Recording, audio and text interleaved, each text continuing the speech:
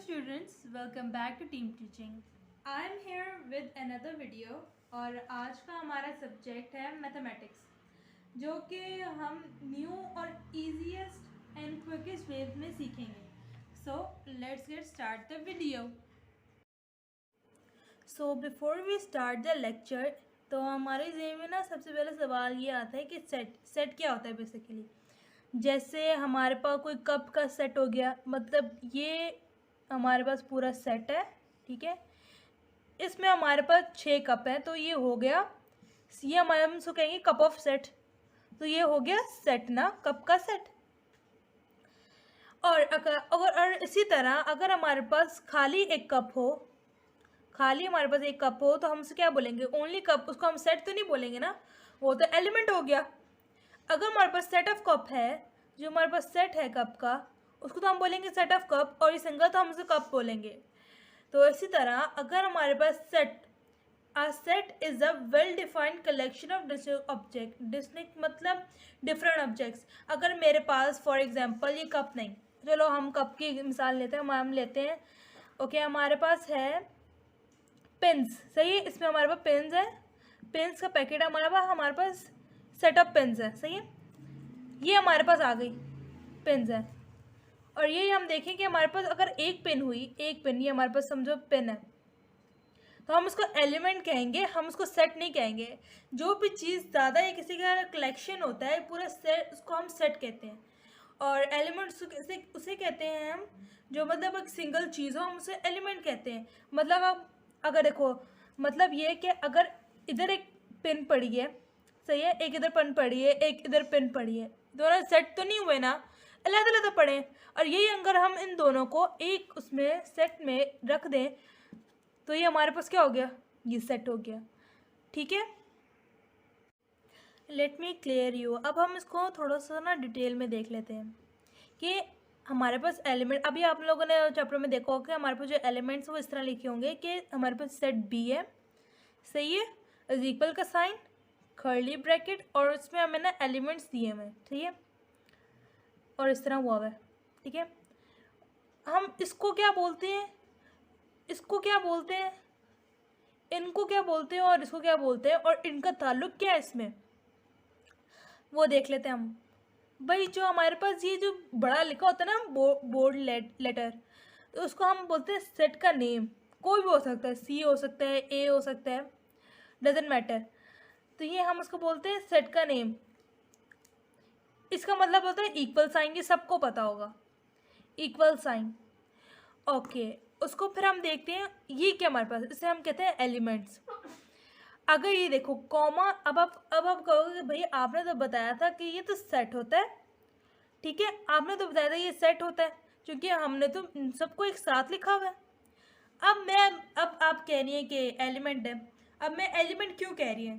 Because ये जो comma लगा ना इनके दरमियान, ये एलिमेंट्स को सेपरेट कर रहा है.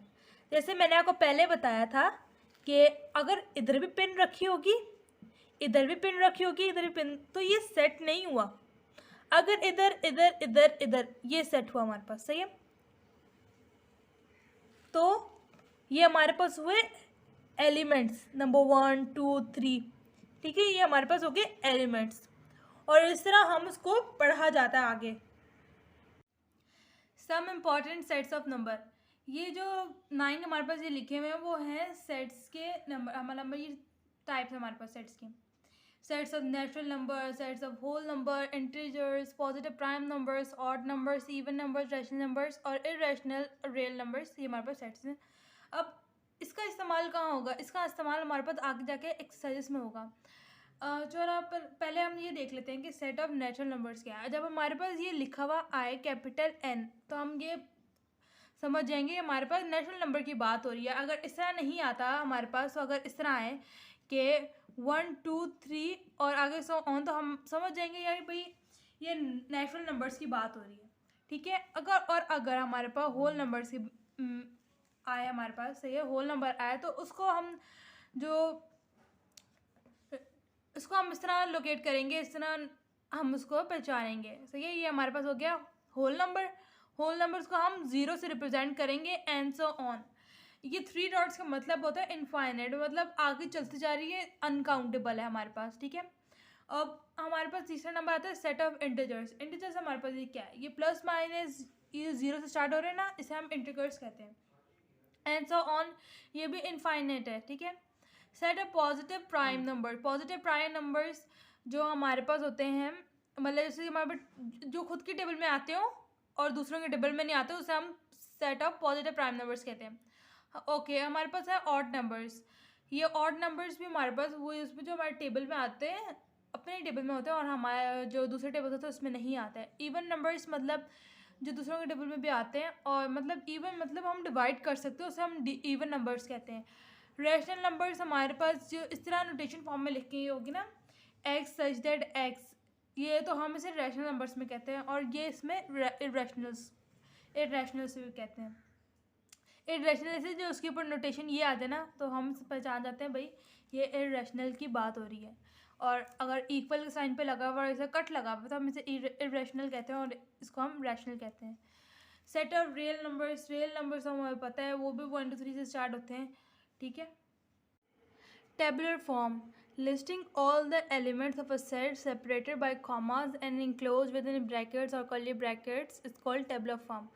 टेबुलर फॉर्म को हम सिंपलेस्ट फॉर्म भी कहते हैं, क्योंकि जो ये बिल्कुल सिंपल है। एज मतलब हमारे पास जो एग्जांपल्स में नहीं आते, ये हमारे पास आ गया set A is equal to A B C, ये हम इस कहेंगे, ये हमारे पास सिंपलेस्ट फॉर्म है ना, हमारे पास टेबुलर फॉर्म है, ठीक है। डिस्क्रिप्टिव फॉर्म, सेकेंडली हमारे पास सेकेंड फॉर्म हमारे पास है डिस्क्रिप्टिव फॉर्म, ठीक है। A set described with the help of a statement is known as descriptive form. ये सबसे ईजीएस्ट होता है, क्योंकि अगर हाँ, क्योंकि ये हमारे पास ना स्टेटमेंट में हम लिखते हैं, ऐसा मेरे पास set A is equal to the set of the first 3 alphabet in English. इसका मतलब डिस्क्रिप्टिव फॉर्म में ये हमारे पास स्टेटमेंट कह रही है कि जो set of 3 alphabets in English, alphabet हमारे पास कौन से होते हैं, 3 A B C, ये हमें ये कह रही है, सही है। ये हमारे पास इस तरह का जो हमारे पास स्टेटमेंट में लिखा होगा वो हम डिस्क्रिप्टिव फॉर्म में कहते हैं। Set builder form, writing symbolic form the common characteristic shared by all the elements of the set. अच्छा, इस तरह की जो हमारे पास स्टेटमेंट होगी ना, वो हम कहेंगे सेट बिल्डर फॉर्म है। X such that x in odd integers, okay. तो हमारे पास ये लिखा हुआ है कि x जो है, इसका मतलब क्या होता है, रिप्रेजेंट ऑल द नंबर्स। ये जो x है वो रिप्रेजेंट कर रहा है ऑल द नंबर्स, और ये जो बीच में लाइन है इस तरह की जो बनी हुई है, उसका मतलब है such that.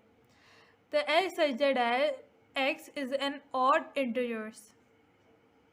Empty set, a set with no element is called empty set और नल सेट। जो भाई जिसमें कोई एलिमेंट ही नहीं होगा तो हम उसके एम्प्टी सेट ही कहेंगे ना। नंबर हमारे पास आता है नंबर 2 पे finite set. A set is called finite if it consist of a specific infinite number of elements. Basically इसमें यही है कि काउंटेबल या लिमिटेड नंबर्स हो तो हम उसको फाइनाइट में कहते हैं। इनफाइनाइट जो नहीं फाइनाइट ना हो और जिसमें अनलिमिटेड या अनकाउंटेबल एलिमेंट्स हो तो हम उसे क्या कहते हैं, infinite. Equal set, 2 sets are said to be equal if and only if they have the same element. भाई इक्वल सेट वो होते हैं जिसमें बराबर के एलिमेंट्स हों। Comment down if you really enjoy my video. अगर आपको ये तरीक़ेकार पसंद है या अगर आप चाहते हैं कि दूसरा तरीक़ेकार यूज़ किया जाए मैथ्स को पढ़ाने के लिए, तो आप हमें कमेंट्स में बता सकते हैं। अब तक के लिए अल्लाह हाफिज़।